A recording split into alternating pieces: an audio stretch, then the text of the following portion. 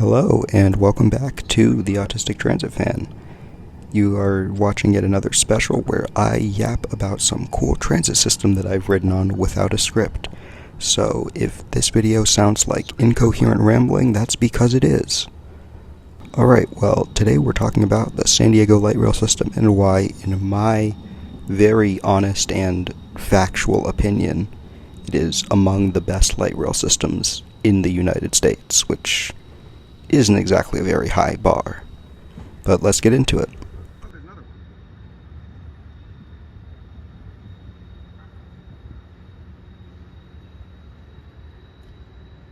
The San Diego Light Rail, or as they call it, the trolley, is a light rail system actually among the first in the entire United States to open. It is operated by MTS, who is the local transit operator in San Diego. And one thing that surprised me when I visited, actually I learned this right before I left, but San Diego is actually among the top 10 most populated urban areas in the country, which is pretty surprising to me. The system, which has technically 5 lines, 62 stations, and 65 miles of track, is notable for its massive interchange at 12th and Imperial, where all the lines connect, which is notable for also having the massive yard for the light rail being directly adjacent to the station. Now, the reason why I say it has technically 5 lines is because the 5th line, or the Silver Line, is a heritage streetcar line that runs on holidays only, which is an interesting way of deciding to use your tourism transit, but I'm not going to judge. Now, my original goal when I went to San Diego, besides doing a visit to 2 colleges, was also to ride the entire light rail system.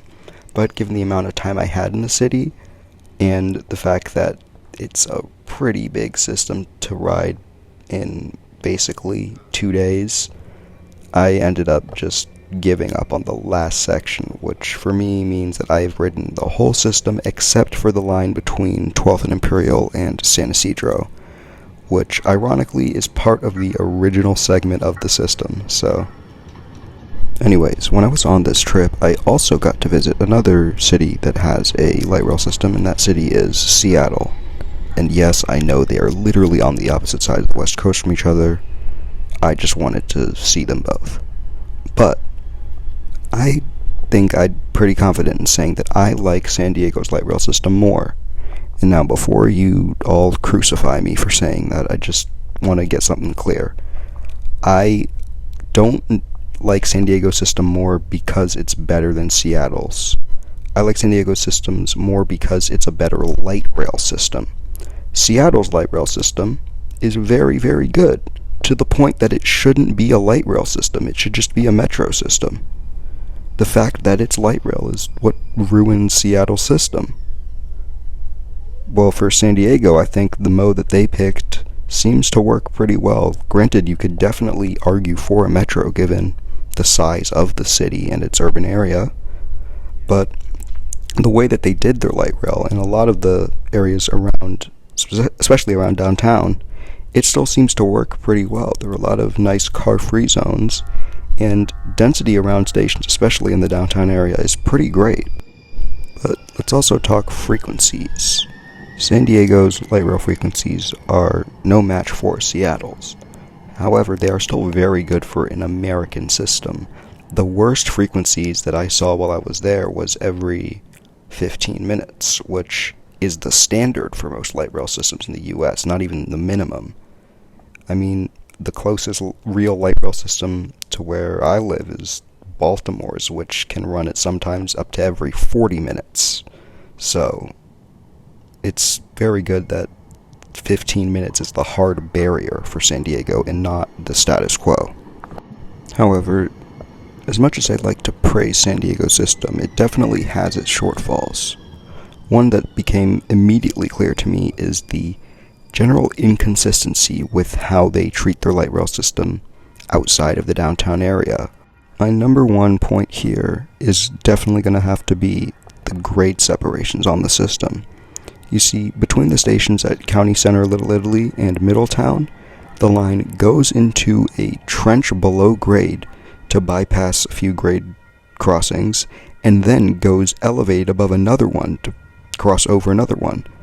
However, you can see that this becomes a bit ridiculous, as literally right after the line lowers back down to at grade, it goes over a railroad crossing and then into the Middletown station. And, as you can see on video right now, there is a railroad crossing right before the County Center station, and there are quite a few railroad crossings throughout the system. Another issue that I have with the system is the lack of foresight when it came to the planning of it. You see, the way the system was built through those areas makes it nearly impossible for the long proposed line to the airport to actually be built connecting to the system without being incredibly awkward. And the single track alignment through Santee is what birthed the creation of the weird shuttle copper line that uses single segment light rail trains, and the alignment itself also seems pretty lazily constructed in areas, with a lot of really tight curves and really long sections of straight track that really make you feel sometimes concerned when the operator is going basically full throttle and then immediately slams on the brakes into a 15-mile-an-hour curve. It's not really pleasant to ride in. That section also has this very confusing and frustrating intersection where the trolley has to basically go from the median of one strode, cross over another, and then pull into like some mall plaza in Santee. Oh yeah, and how could we forget about the stadium station on the Green Line, which is about as close to the stadium as the front locomotive of this coaster train is to the other side of Santa Fe Depot Station. So it's not that far, but it's a walk. But the Green Line also has one of my favorite design choices of any light rail system in the country, and that is the genius decision of having the line constantly hop back and forth between the two sides of Mission Valley to better serve both areas. I think that was a great choice. Granted, when I was riding, the line did feel pretty dead in that area, but it might have been because it was midday. One thing I really do like about the system is how minimal the utilities are, and that might seem like a bit of a downside in areas, but trust me, when you get to building something like the elevated stations through UCSD and out to UTC, it definitely helps with construction costs when your stations are as minimal as possible, while still also having the required amenities. But hands down, my favorite thing about the San Diego light rail system, bar none, is something that I actually didn't get to see. Well, technically, I didn't get to see it in operation, but I saw one of the locomotives parked. And that is the fact that the San Diego and Imperial Railway, I think it's called, it actually runs trains at night using part of the light rail system, which is so cool, and is something that other light rail systems really take notes from, because it shows just how flexible rail transit can be. If the trains can fit the loading gauge, then that doesn't really become an issue, and it's really nice to see that you can have a mode like this that can adapt to the needs of things like those short lines, but also still be able to provide a good passenger service. But yeah, that's going to do it for this video. I am sorry that it took this long for me to get this video out. I mean, the trip was in April and this is coming out in June, but what can I say? Finals, they suck. But yeah, I'm going to be doing a lot of traveling this summer, so either you're going to get a lot of videos or you're going to get almost nothing because I'm out traveling. I'm just messing with you. You're definitely going to get a lot of videos. I'm going to spend a lot more time in Norway, so transit line tour of Bergen-Bybanen Line 1 will be coming.